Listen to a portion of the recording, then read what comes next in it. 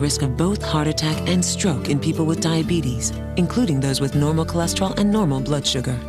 Zocor is not for everyone, including people with liver problems, women who are nursing, pregnant, or may become pregnant. Muscle pain or weakness could be a sign of a rare but serious side effect.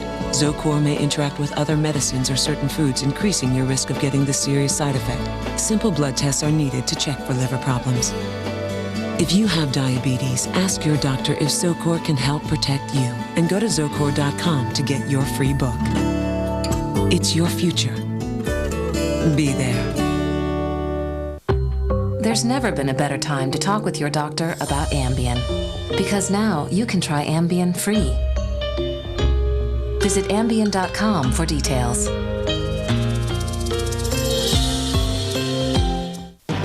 We know that Senecot, with its natural vegetable laxative ingredient, has been hard to find. Well, your wait is over. Senecot, with the laxative ingredient proven to be effective in 50 clinical studies, now in stores everywhere. Just a little more than a week to go before the election, Kerry campaign advisor Joe Lockhart and Vice President Cheney's daughter Liz Cheney on the presidential race face the nation today. We leave you this morning on the Pancake Rocks of New Zealand's South Island, a towering home for the white-fronted tern.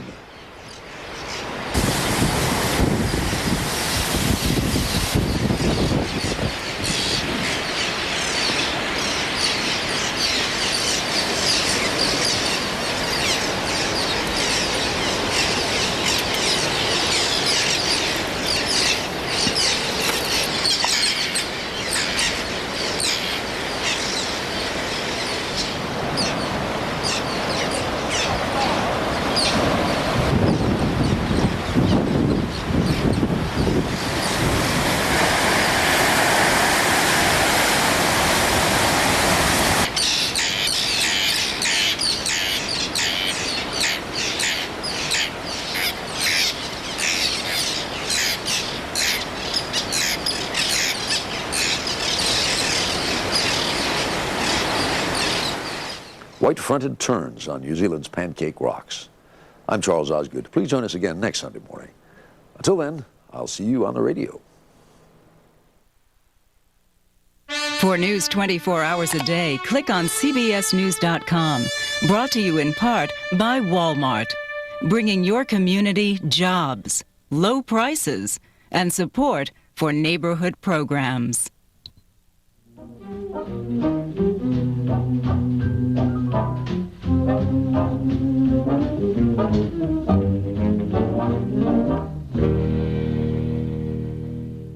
Joe Lockhart and Liz Cheney on the 2004 presidential race face the nation today. Experience CBS News.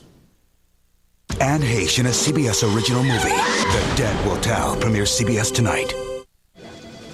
Next. Hi. Got any part-time jobs? I need some extra cash for the holidays.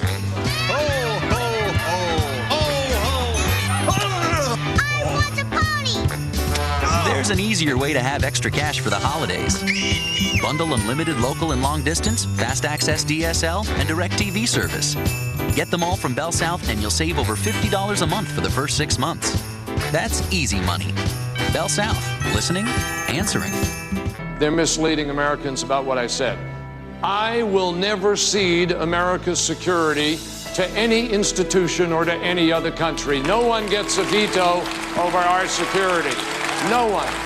I will never take my eye off Osama bin Laden, Al-Qaeda, and the terror in Afghanistan. We're going to hunt down the terrorists. We will kill them. We'll do what's ever necessary to protect America. I'm John Kerry, and I approve this message. The top 5 cancers and the cures helping people beat the odds. Monday at 5 and 11 on 4. Today on Face the Nation, 9 days until the election, and the race is still anybody's to win. With the candidates out campaigning for the undecided votes and that important bloc, women, the race remains virtually even.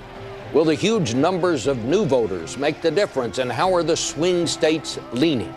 We'll ask a top representative for each campaign, Liz Cheney, a senior advisor on the Bush team, and Joe Lockhart, who advises Senator Kerry. Doyle McManus of the Los Angeles Times joins in the questioning. Then we'll have a Face the Nation 50th anniversary flashback about Pete Rose. finally, I'll have a thought on the Boston Red Sox. But first, the last days of the presidential campaign on Face the Nation.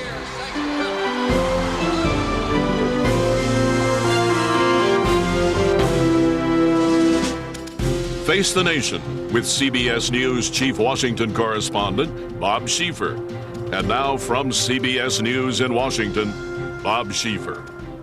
And good morning again. Both our guests are in the studio today. Liz Cheney, who is a working mom, a mother of 4, I believe, and a senior advisor on the Bush-Cheney campaign. She's also, of course, Vice President and Mrs. Cheney's daughter.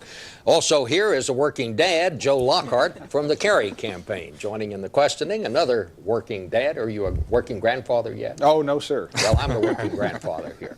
Doyle McManus of the Los Angeles Times. Let's begin with you, Ms. Cheney, and thank you very much for coming. And I want to start with this question. During the debate, when John Kerry mentioned your sister by name after I asked him if he and President Bush believed that homosexuality was a choice, brought up your sister Mary's name. Your parents, to say the least, sort of went through the roof. A lot of other people took offense. But I can't find where anybody asked Mary Cheney what she thought about it. Was she offended? She was, Bob. Thanks for having me, first of all. You know, I think we've all been pretty clear that we thought it was out of bounds. Mary was angry herself about it.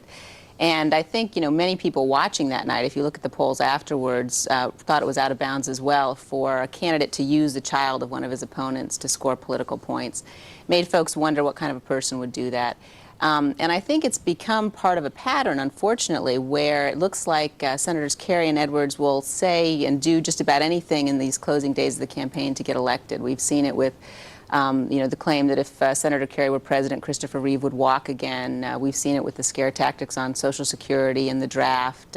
It's unfortunate, but I think, unfortunately, it's part of a larger pattern we've seen. May I just ask you, why was she offended? She is openly gay. To what did she take offense? Well, the same thing that we all did, that it was really exploitative, that it was bringing her name into it to try to score some political points. And it's really unprecedented. I think it's, frankly, the first time that's ever happened. Mr. Lockhart, I must say that it did seem to put a rather harsh edge on what I thought was a fairly eloquent answer by Senator Kerry. His answer to the question, why did he find it necessary to bring up her name? And in retrospect, do you think it was a mistake?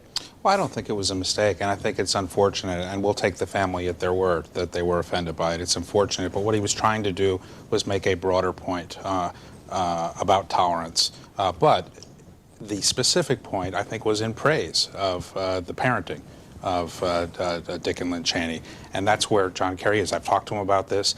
That's the point he was trying to make. It picked up on an exchange in the debate just 2 or 3 days earlier in Cleveland, where John Edwards said something very similar, and the vice president thanked him.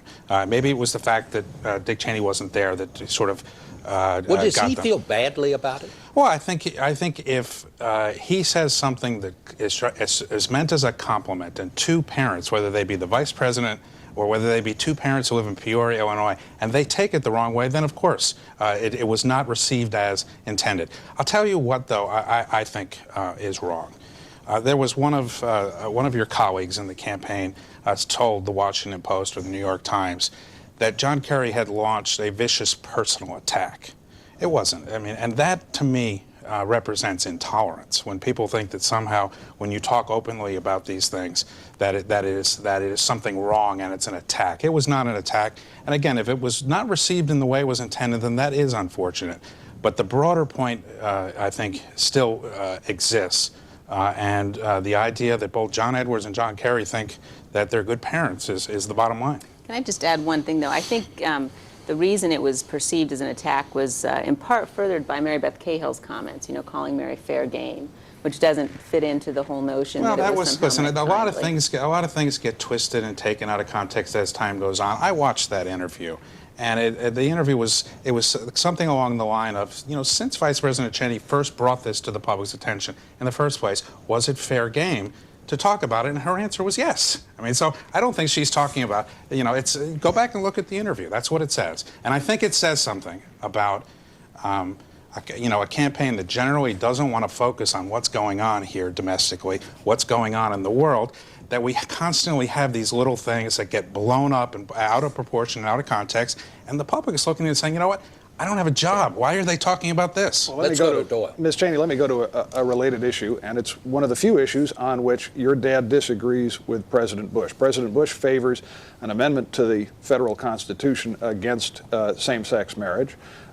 Your father has said he thinks that the states ought to handle that matter. Oddly enough, Senator Kerry seems to agree with your father on that. What's your position? Well, I think what my dad has said has been that, he does believe it's a matter that should be left to the states. It's what the president has said, too. But you've got a situation now where you've got activist judges in several states who are taking that decision away from the people in those states and making it a situation where they're deciding from the bench rather than letting the people decide. I do agree with Joe in terms of the fact that people in this country are concerned about other issues, and we really are focused on the fact that people want to know who's going to keep them safe, who's going to keep this economy growing, looking at what this president's track record is, and frankly looking at Senator Kerry's track record and comparing the two. So I think we've said that we thought it was an inappropriate comment, an inappropriate remark, but at the end of the day, when people go into the ballot box, they're going to be voting based on this president's track record and keeping them safe and continuing to grow this economy and continuing to create jobs. But on the question of an amendment, you agree with President Bush rather than your dad, or your? I agree with my father. Let's talk about the campaign right now. I guess as close as it is, we're discovering through these polls that most of the